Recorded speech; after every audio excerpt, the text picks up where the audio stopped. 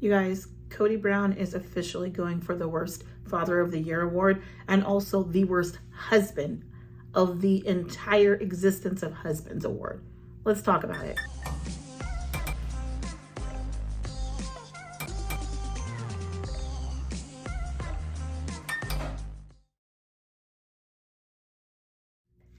Hey everyone, welcome back to Red Lipstick Reality TV. We're of course talking about everything Sister Wives. If you're new here, hey, hit that subscribe button, hit the like button and share the video. If you love talking about anything Sister Wives, this is definitely the channel to be at. If you're coming back, hey, welcome back Red Lipstick Club. I know you guys are ready. I finally got to watch the episode. If you guys know, I was traveling for work last week. It kind of throws you completely off when you're traveling. And I feel like I couldn't really catch up with my videos and what was going on. So I finally got to watch Golden Bachelor. That was interesting. I'll definitely drop my video for that. And now last night I finally got to watch Sister Wives. So I'm trying to get my review out because I know you guys like to see the reviews early. And I wanted to make sure I got all my notes written down because there actually was quite a bit that happened this episode. We're only on episode 11, but I don't know exactly how many more episodes we're gonna have or if we're getting close to the tell-alls. So if you guys know, like, how many more episodes, are we getting close to a finale? What's going on? Put it in the comments below because I kind of want to plan that. And I'd love to be able to do like a live talking session when we get to those tell-alls. So I want to kind of be prepared for that. So if you know how many episodes we have until the tell-alls are coming, I want to make sure I get that scheduled. But this episode's called Airing the Dirty Laundry, and I feel like there was a little bit of airing that happened this episode. You guys will have to tell me if you feel the same. But segment one, I basically called Mykelti seeing double, and we find out Mykelti is having twins, which, you know, obviously that's pretty rare to have twins when you don't have very many sets in your family. So maybe it did, like Kody said, maybe it did come from Tony's side. Tony looked completely shocked about it. Like he almost looked traumatized that he was going to have two babies at once. And I think too, Tony seems to be very hands-on with Avalon. And I think even maybe for him, maybe he felt like, oh, I don't want any of these kids to miss out. Like I want to be able to be present for my wife. And that's just one thing I feel like I love about Tony. He just seems like a very active, present dad. And I'm glad that Mykelti found that in her partner. Even though she gets on my nerves sometimes and he gets on my nerves, they seem like they have a very happy marriage and they seem like they're happily raising their children together. And let's talk about how they look, you guys, in the Talking Head confessionals. Mykelti and Tony look great, you guys. They look like they have really focused on their health journey. If it's the juice stuff that Mykelti is slinging online everywhere, if that's what has them looking like this, I need to order some, because the difference between the filming when they're telling Christine and Isabel and everyone that they're having twins, and then compared to the talking heads, I mean, her hair looks amazing, her skin is glowing, you know, you can see all this definition in both of their faces. Like, I don't know, they just look really great. So I just want to give them a little bit of a shout out because you guys, whatever you guys are doing, keep it up. You look amazing. It's definitely working for you. So after that portion, I think it was really sweet just to kind of have that moment and her being able to share that with her family. It was a great positive. But then we switch this segment and it goes to one of the saddest parts of the segment. Honestly, one of the saddest segments I've seen in a while. And it's dealing with Meri and her relationship with Kody. And she's coming up on her 32nd year of marriage. She's calling this man about their anniversary. You know, she's still in this, you guys. I mean, and there hasn't been one talking head or one filming that it hasn't seemed as though Meri still wants this marriage. Like, she isn't talking bad about Kody. She's been loyal to him. She's been loyal to Robin. She followed all his rules during COVID, and none of that stuff is paying off. This man has no desire to be in a relationship with her, and she's literally holding on for dear life. And oh my God, y'all, it is so sad. And so in this segment, she basically says that when she calls him, he makes up an excuse to say, oh, I'm watching the kids, I need to talk to Robin, because he really doesn't want to do anything with her. And I'm like, I'm like, Meri, this man is doing nothing to show you that he wants a marriage with you. Not now and not in the future. Maybe even if he didn't want it now, and let's say he was like, hey, Meri, let's go to therapy every other week or once a month at least, just to continue having conversations about maybe getting to know each other again where we currently exist at in the world. Like if it was because we were young when we got married, and we need to kind of figure out where we meet together again, let's go to therapy once a month. And I'm like, Meri, he's not invested in anything, any type of healing process with your marriage. He's not looking to be your husband. He's not helping you with anything. He's not checking in on you. Nothing. I mean, even your birthday. And she's like holding on. And so he talks about how like 7 years prior when they had started to do therapy, he was like, he basically was done with it then. And I think this is one of the problems you see with polygamy is when the marriages start to go downhill, right?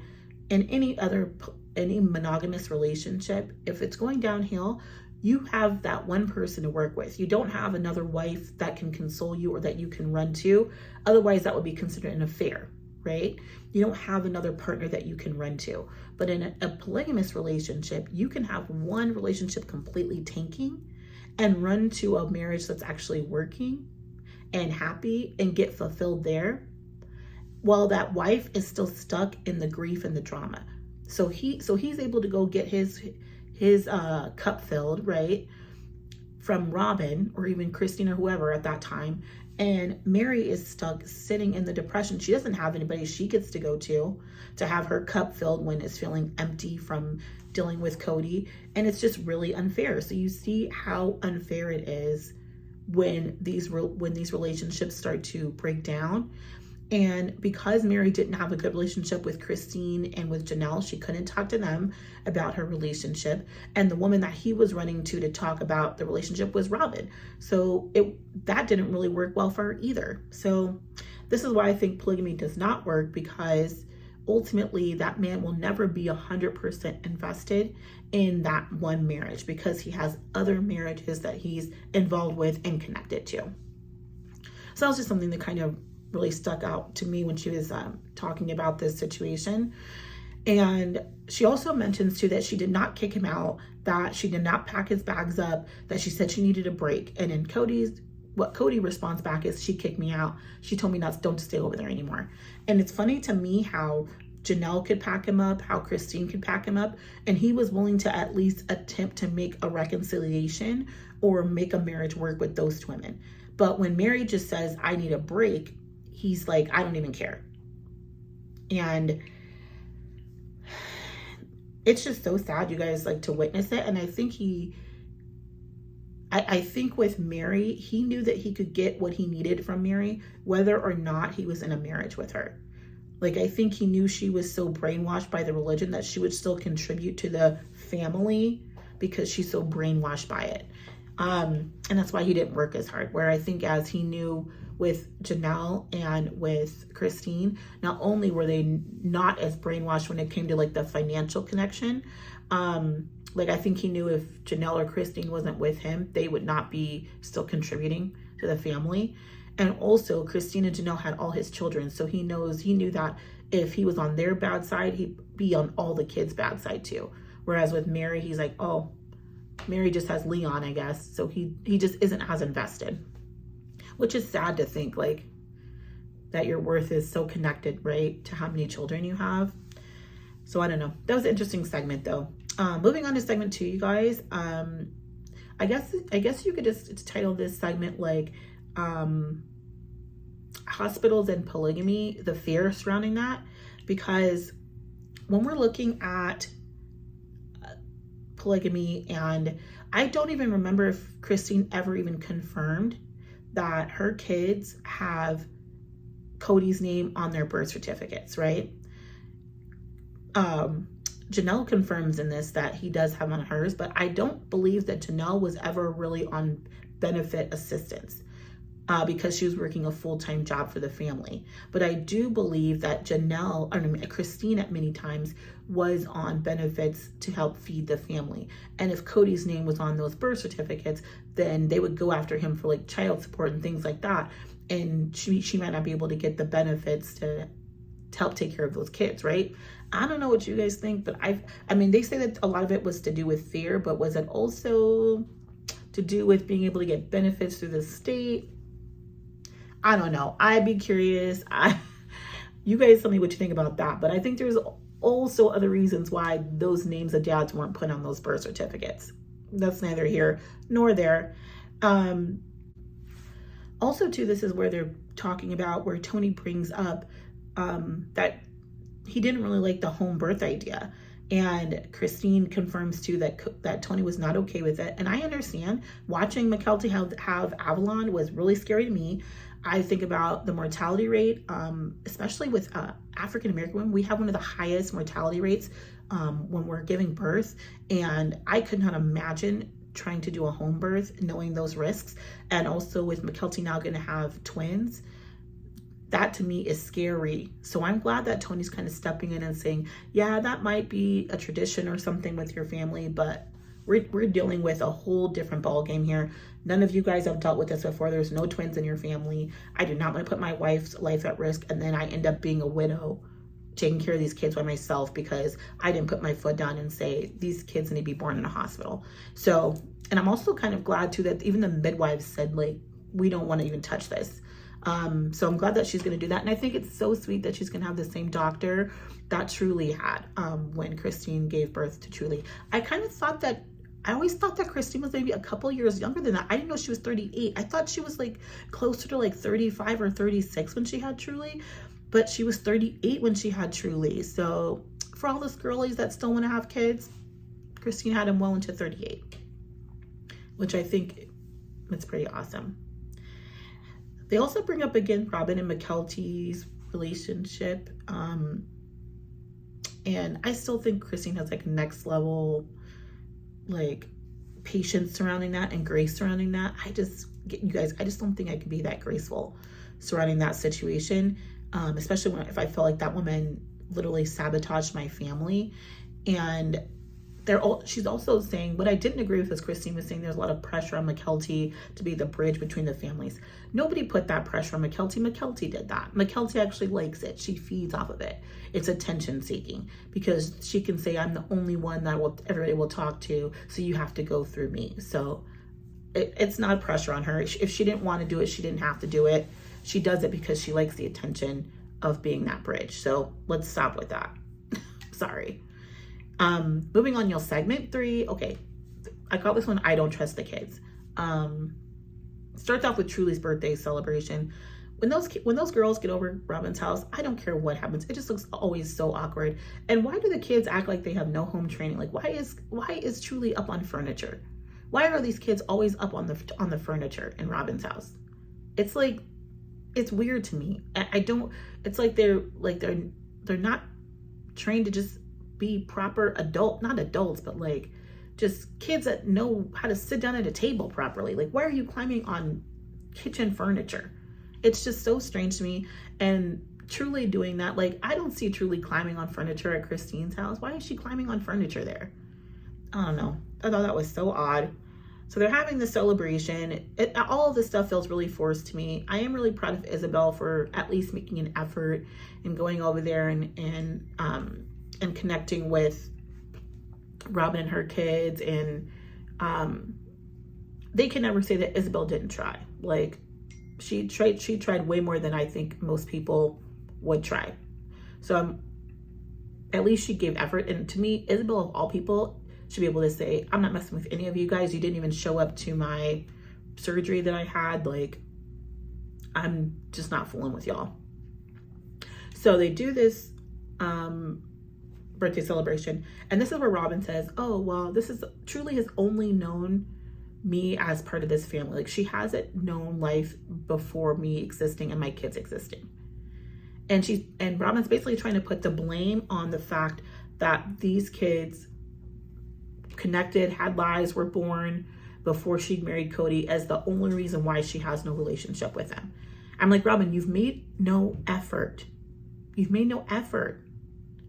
If you don't make effort, if you don't make people feel comfortable in your home, like she even mentions, well, I want Truly to feel comfortable in my home. You consistently mentioning that tells me that these kids don't feel comfortable. And instead of you taking accountability for what you've done to make them not feel comfortable in your home, you're trying to make us believe that you have went out of your way, and you have not. And you're also trying to make it seem as though because you came later, that's the only reason why these kids don't have a relationship with you. Many of us have step parents that we have great relationships with. There's a reason why you don't. So take a look at yourself and really think about why you may or may not have a good relationship with the other Brown children. Kody, like this, you guys, this is my WTF moment. I'm going to enter it. I don't have a ton of WTF moments in this episode, but this one right here is mine for Kody. Like, do I trust? Can I trust? From my kids. Truly seems perfectly fine. Isabel seems to be uncomfortable a lot of the times. So you guys, this is where Kody, in my opinion, is applying for literally the worst father of the last decade. Like, he talks about whether or not he trusts his own children. Multiple children are still minors. They've given him no reason not to trust him. If anybody should not be trusting someone, it should be his kids not trusting him. Isabel could not trust you to show up for her. Gaiman Garrison couldn't trust. Nobody could trust you. And for you to have the audacity to say, I don't know if I trust my kids, is so crazy to me. Like, that's how you know how out of touch this man is. Like, I'm also wondering, like, why are you shocked that you have a weird relationship with Isabel when you didn't show up for her back surgery? She could have died in that surgery. Like, you did not show up for her. It's just like his level of narcissism and like his delusion. It's like all about his needs and his concerns. Everybody else's do not matter. Nobody else matters but Kody. And then they bring up Maddie, and then Janelle confirms that Maddie's not messing with him. Like, she's not dealing with Kody. She's not talking to Kody. And he even says, oh, well, she's not reaching out to me anymore. Why does Maddie have to always reach out to you? You know there's a problem. You know that there's issues. If you really value these relationships, get your butt on a plane and say, Maddie, I really value my relationship with you and your husband and your children. I'm going to get on a plane. I need to talk with you guys in person and see what's going on. He's made no effort. He goes above and beyond for nobody outside of Robin and her children. They can have needs, and they can have wants, and they can have concerns. But if your name is Brown and you're not part of Robin's crew, you don't get to have an issue or a concern with him. As far as he's concerned, you don't get to have those. Sorry. That's what he's basically saying. So I'm glad that Janelle brought that up. Like, your behavior, bro. It's your behavior. She didn't just go missing for no reason, but she's not going to let you play her mom and play her other siblings like it's everybody else's fault, and you have no accountability. And I felt like with Maddie, even when Maddie was young, Maddie did not want to be a polygamist. It's like Maddie saw the writing on the wall from the get-go. She saw how women should not be treated or how they should be treated. And when her relationship, you've seen multiple people now talk about their marriage and seeing their healthy marriage. Even Isabel's like, I want to go be around this healthy marriage and experience that. So Maddie is experiencing that. And she's seeing that her parents' marriage is not that. There's a gap there. And she knows her dad has a lot to do with that. And her mom does too, which I've called out many times. Her whole easy focus definitely does not help the situation. Once again, this is also where Kody brings up the one roof situation, you guys. It's a big house. I don't know. I wonder if some of the failures in plural marriage were my part in expecting too much from the family with this one family idea. And we might have been more successful had we been in different homes with the kids kind of growing up like they were cousins. This man basically says he thinks maybe had they grown up in different homes, more like cousins, there would have been a difference. What were they doing in Vegas? Were they not in separate homes, basically living like cousins? And what did that do? It made the situation worse. It gave you the ability to duck and hide and not be accountable for where you were at. And that caused even more wedges in your relationships. When you were under one roof with your family, was it perfect? No. But you guys were able to exist and handle everything and take care of each other and do things as a family. Why, even if that, let's just say that situation wasn't that good, right? Like if Kody's looking at the one home situation in Lehigh and you're seeing that and you're like, hey, has the ability to maybe teeter off if I do too much to it, then why on earth would you bring in another woman knowing that that would throw off even that situation? So I don't know what he's talking about here, you guys. Like they are living in separate homes. They're basically living as cousins. That's the problem. I'm just like, what are you talking about here? You're already living in separate homes. It's done nothing to help your family. Nothing at all. That was so weird to me, you guys. Tell me what you think about in the comments below about that statement about them living in homes like cousins more. What? And how is that? That's not polygamy. That's what you said. That's plural monogamy, as you said, which is not what you technically believed in. So basically, really what this is coming out to be for me is that polygamy really doesn't exist anymore. Like it's not feasible in the world anymore. Plural monogamy, sure. Polygamy, not so much. I'm just not really seeing in the way this world works now that that's a possibility anymore. I just don't see it. He also brings up, you guys, the mission statement. It's just such a joke, you guys. Thinking back about all that time and energy that was invested in that mission statement. Of course, they show a clip and you see Robin fake crying again, talking about this mission statement. And then he basically says here too that he has to move on. He already has moved on. We've already seen you basically pretend that other families never existed. He's trying to redefine his life now. Basically pretend his first life never happened. And I just don't think he really realizes, like, why would Maddie want to call you hearing you say things like that?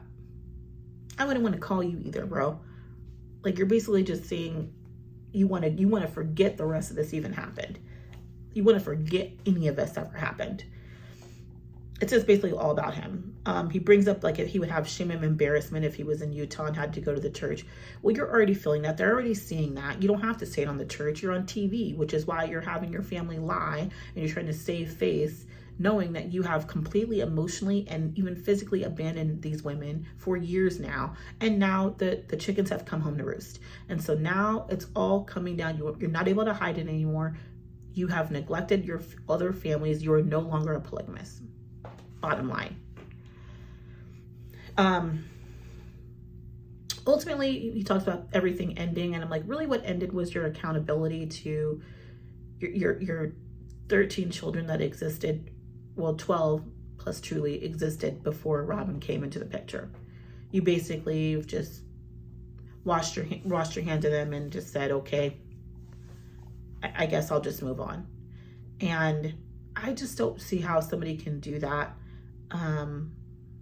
It's really heartbreaking. It's really heartbreaking. And I think that's why I get so frustrated with McKelty is it's like, McKelty, it's no fun being the only kid he likes. Like, why would you want to see your dad have these horrible relationships with everybody else and you just be the only one? Like, are you ever having conversations with this man and saying like, Dad, like you're dropping the ball left and right. Like, take some accountability. When are you going to do that? She just is so fearful of like being on the side of nobody likes you again that she's willing to let him get away with this type of stuff. Moving on, y'all. Segment 4 was about the planting seeds of easy. That's how I feel. Every time I see Janelle, all I think about is her saying, I want an easy. I do like this gardening segment though with her and Gabe. I thought it was super cute. And I love that Garrison wanted to make a space for his mom at his home, knowing that's something she loves and knowing she's living in an apartment, so she doesn't have the ability to do that right now. I just think that's really selfless of him and just shows how much he really loves and cares about his mom, that he's willing to do that. So shout out to Garrison for doing that. And shout out to the other kids for pitching together and helping getting that together for their mom. You know, despite her being pretty absent for, you know, large portions of their lives, she really raised some great kids. Her and Christine did. Her wife, Christine, as they say. They raised some pretty decent kids together, I will say that. And then this is where Janelle giggling through these types of segments, it just really rubs me the wrong way because they're really serious. And her saying, oh, I don't think he was worried about me. And, you know, he's just over having his own life going on with Robin's house. And I'm just like, what's funny about this? Like, I just don't think Janelle is advocating enough for Savannah, because Savannah is still in high school at this point. She still needs her dad. And I just don't feel that Janelle is doing her due diligence to make sure that he is taking care of that he is spending the time he should be with Savannah. And just because your relationship is done with him and you don't care about your relationship, what does it have to do with Savannah's relationship? So I just feel like she's kind of dropped the ball with that, because she doesn't care anymore. Now it doesn't matter for Savannah either. She's just wishy-washy about that. And I don't feel like she is providing enough like push and support for that. Whereas even with Christine, you can see that Christine is still really pushing that Truly is getting over there. And you're not seeing that even with Isabel too. You know, she's like supporting that. And you're not really seeing Janelle make much effort to get Savannah connected, which is, I just don't understand that. We also find out here that Gwen ended up not moving into the boys' home, which probably was for the best, because they're still, you can still, she has relationships with her brothers, so it's probably a better move for the family for her not to move in. And as we see, she is attention seeking, so probably was for the best for her and for them, to be honest with you. This is also too where Kody brings up, he says, remember, it's my home, not yours. And anytime I see dads kind of like throw this as a reason, like, oh, go get the deed out of the safe. Like my dad used to do that growing up. And I used to always think it was a joke, you know, like it didn't really feel so like mean-spirited. It was mainly when we would try to just totally ignore what my dad would say. My dad would be like, who's, you know, basically he would say, hey, this is what we're doing. Go get the deed to the house. Like my name's on the deed. This situation with Garrison and Gabe, and when it came to COVID, I just think this was completely different, you guys. And these two young men were working outside of the home. Like they were considered essential workers. And I just feel like Kody did not have respect for them as adults either. And mind you, Garrison was only living at home because he was saving to buy a home. Like this young man is in the military. He was saving to buy a home. Garrison, Gabe, they're in school. They're in college. They're not like bums just living off of their mom. And so I understand Kody's frustration with that, but also it's like, get over it, Kody. It's over. Why can't you just go to your boys and just be like, man, y'all, I'm really sorry. Like I took this to the, you know, to the max. And like, I know we're both upset, because I feel like Gabe and Garrison, if he apologized for that they would actually probably apologize back to him and saying, hey, like, sorry for putting you in that situation too. Like, you know, we just had different feelings about it. Never mind, you guys, like Garrison and them, they're vaccinated. Kody is not. So just thinking about that now and how crazy he was around COVID, and for those young men to make an extra effort to be protected and for him not to, it's just the irony around that is interesting to me. He also brings up too, this is finally, guys, they haven't talked about Coyote Pass in a while. And in this segment, we basically say that they have a year to pay it off. And, you know, Janelle's bringing up how she wants to be able to build like her greenhouse set up there, and how everyone's just kind of dragging their feet about paying this off.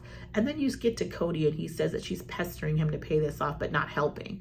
And I'm just like, Janelle has already invested a bulk of her money into you and Robin and everybody else. You and Robin pay it off. You guys are the ones sitting on the $1 million mansion. What are you talking about? Janelle invested her money in Christine's home, and she invested her money into Robin's home. She doesn't need to invest any more money. You guys need to get out of your wallets, tap into your equity on your homes, and pay this property off so that Janelle gets her rightful estate.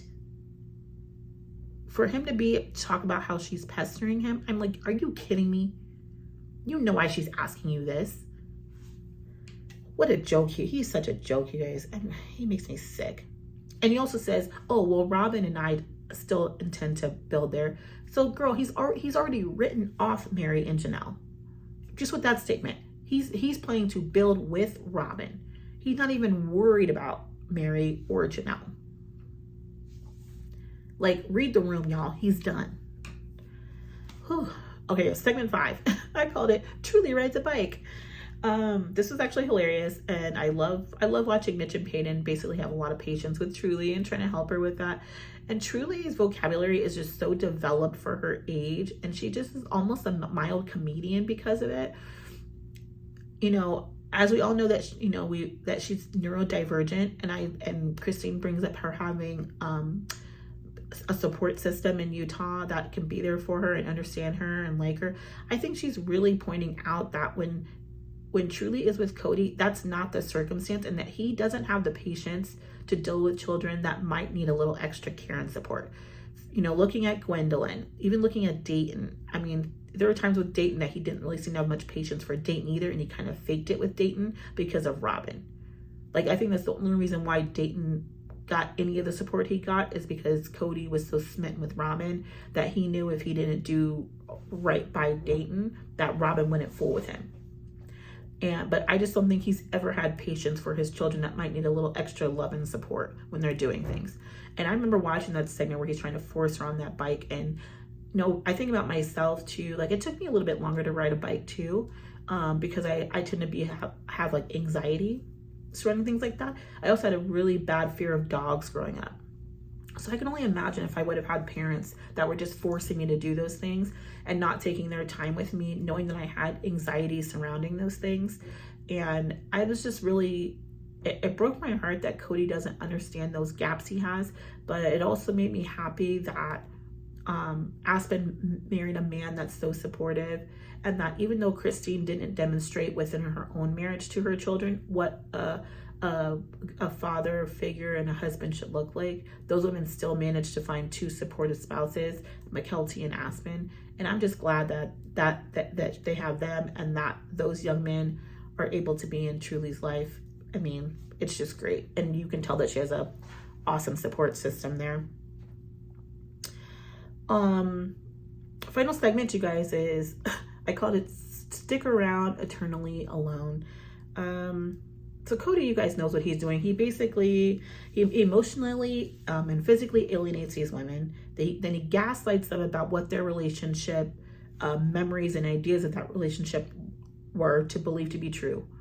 And it's just pure evil. And what he's done to Meri is pure evil. What he did to Christine, Janelle, just basically trying to rewrite history when it comes to these relationships. Acting like he was never in love with these women, that he didn't like these women, that these women begged him, that, you know, he doesn't have to downplay their marriages to validate his marriage with Robin. He can love Robin as well as acknowledge that he loved Meri, Christine, and Janelle. That's the whole point of polygamy. And it feels like because he's on this whole monogamous route, he needs to downplay and dismiss the marriages of these other women to validate his relationship with Robin, or to make people believe it.